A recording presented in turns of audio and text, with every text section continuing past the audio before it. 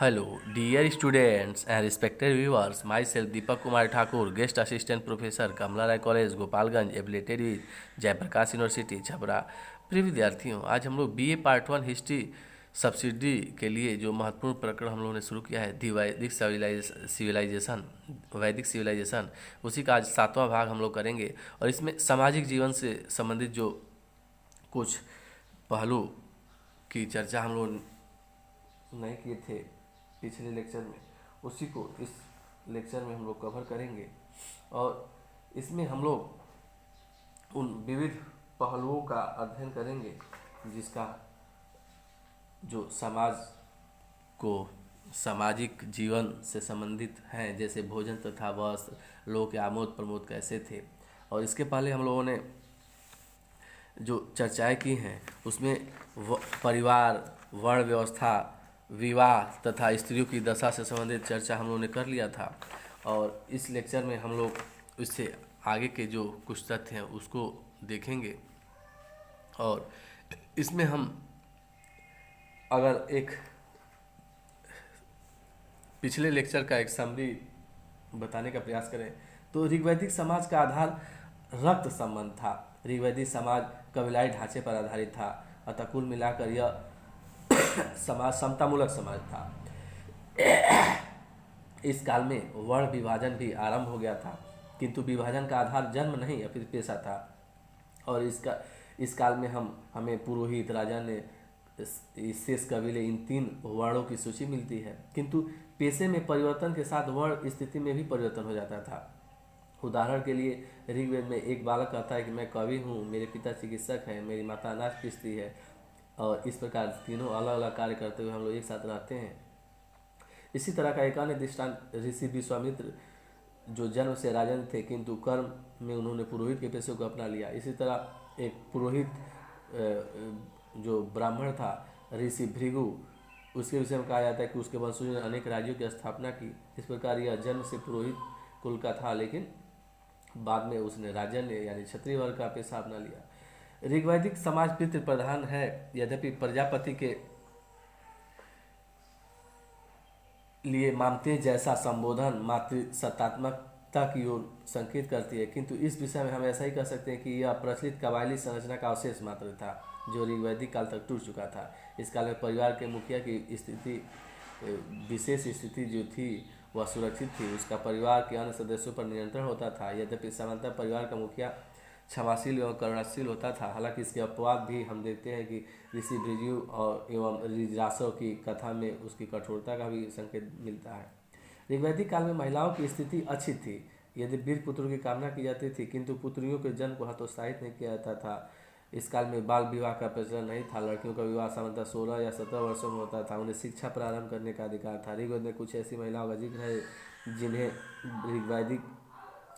वैदिक ऋचाओं के संकलन का श्रेय दिया जाता है, जिसमें लोपा, घोषा आदि का नाम लिया जा सकता है। इस काल में पुरुषों में बहुविवाह का प्रचलन था, किंतु महिलाओं में प्रचलन में नहीं था। महिलाओं में बहुविवाह नहीं होते थे। हालांकि अपवाद स्वरूप हम देखते हैं कि द्रौपदी की कथा तथा मारुत एवं रोसी की कथा में बहुविवाह का संकेत मिलता है, किंतु इसे अपवाद के रूप में ही देखा जा सकता है। फिर हमें ऋग्वेद में रक्त संबंध में विवाह का भी दृष्टांत मिलता है, जिसमें यमी ने यम से विवाह का प्रस्ताव रखा था।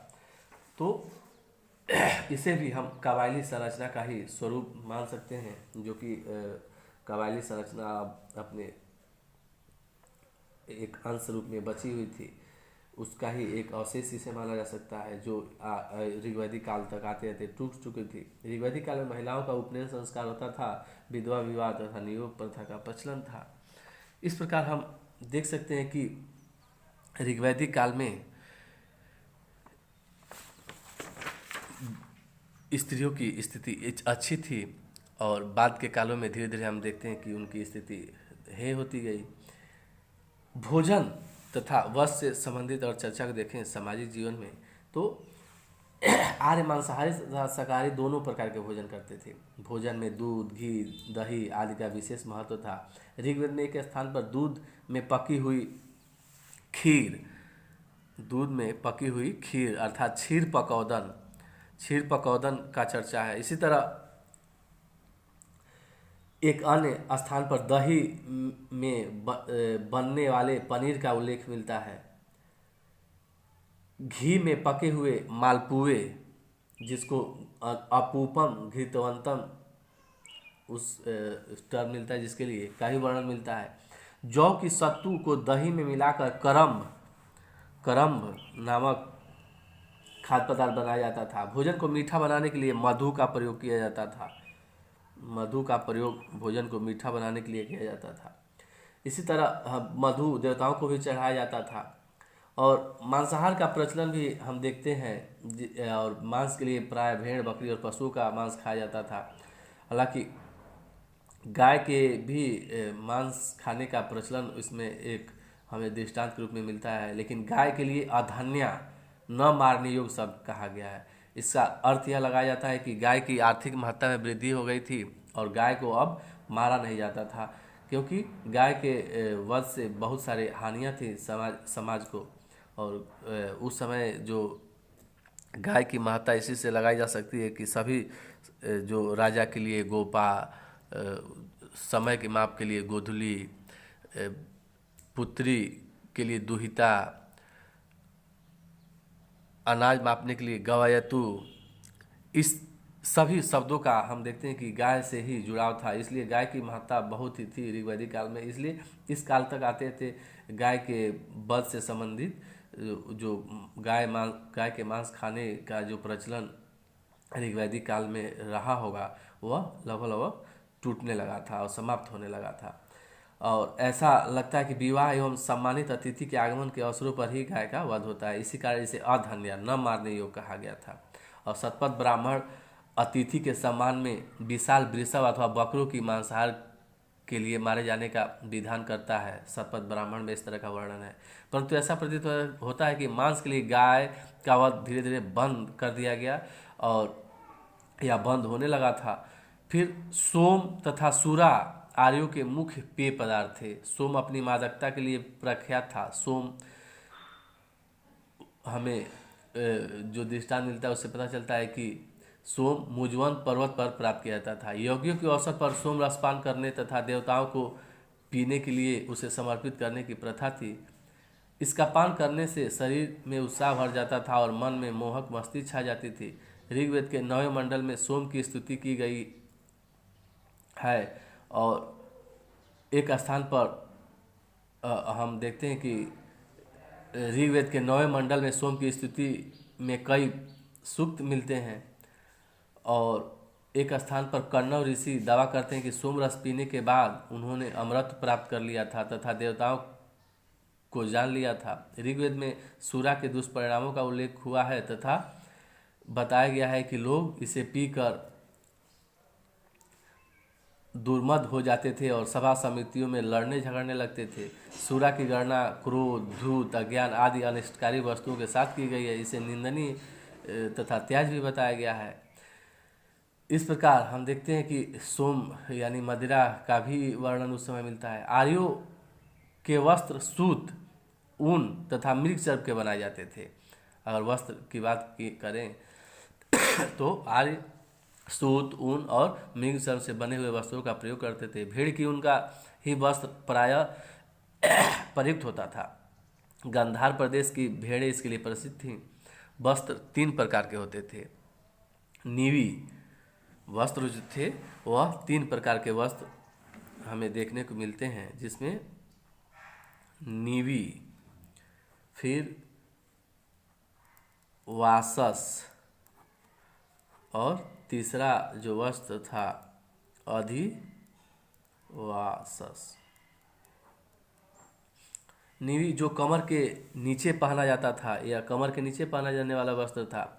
वासस जो कमर के ऊपर पहने जाने वाला प्रमुख वस्त्र था। और अधिवास जो ऊपर से धारण किया जाने वाला चादर या ओढ़नी जैसा वस्त्र था। लोग वस्त्रों को काटने तथा सीने की कला से परिचित थे। कभी कभी वस्त्रों पर सोने की तारों से कढ़ाई भी की जाती थी। स्त्री पुरुष दोनों पगड़ी धारण करते थे, दोनों आभूषण पहनते थे।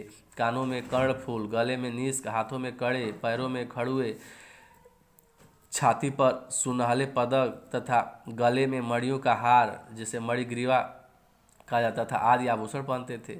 लोग केश प्रसाधन की कला से भी परिचित थे। स्त्रियां बालों का जूड़ा बनाती तथा पुरुष दाढ़ी एवं जटा रखते थे। कुछ लोग छुरे से दाढ़ी मूछ भी बनवाते थे। ऋग्वेद में नाई को वाप्ता कहा गया है, जो दाढ़ी मूछ बनाने का कार्य करता था। इसी तरह अगर आमोद प्रमोद से संबंधित तथ्य पे चर्चा करें, आमोद प्रमोद से संबंधित कि मनोरंजन के साधन क्या थे, आमोद प्रमोद या मनोरंजन के साधन, मनोरंजन के साधन से संबंधित तथ्य को देखें तो इसमें हम देखते हैं कि ऋग्वैदिक आर्य आमोद प्रमोद का जीवन व्यतीत करते थे। जीवन के प्रति उनका दृष्टिकोण पूर्णतया उपयोगितावादी था। वे नृत्य एवं संगीत में आनंद लेते थे।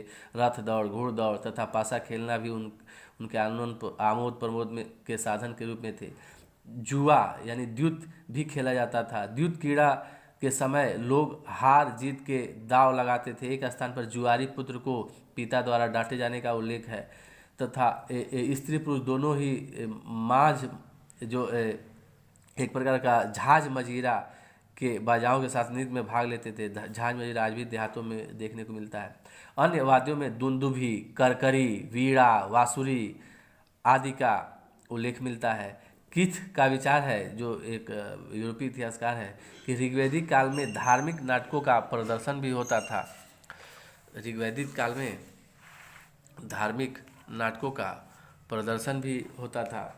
फिर हम अगर इन सभी तथ्यों को देखें तो देखते हैं कि जो ऋग्वैदिक काल के